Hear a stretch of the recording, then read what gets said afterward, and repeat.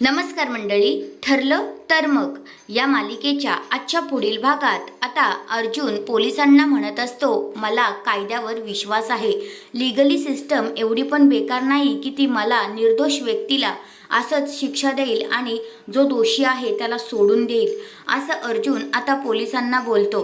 तर नंतर पोलीस पण आता अर्जुनवर भडकलेले असतात. ते म्हणतात, तुझी सुटका नाही होणार, समजलं ना. पण अर्जुनला स्वतःवर विश्वास असतो.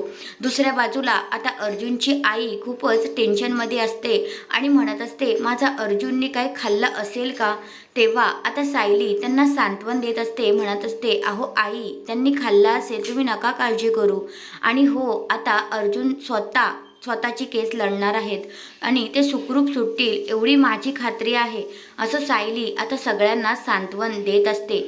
दुसऱ्या बाजूला जो अर्जुन आहे तो आता जेलमध्ये विचार करत बसलेला असतो. म्हणत असतो, मी आणि सायली आईस्क्रीम खायला गेलो होतो तेव्हा आता शांताचं ते सगळं झालं आणि तेव्हा प्रिया कुठे होती, असं आता इकडे अर्जुन विचारात पडलेला असतो. अर्जुनला काही क्लू भेटून तो ह्यातून सगळं मार्ग काढून बाहेर निघेल का.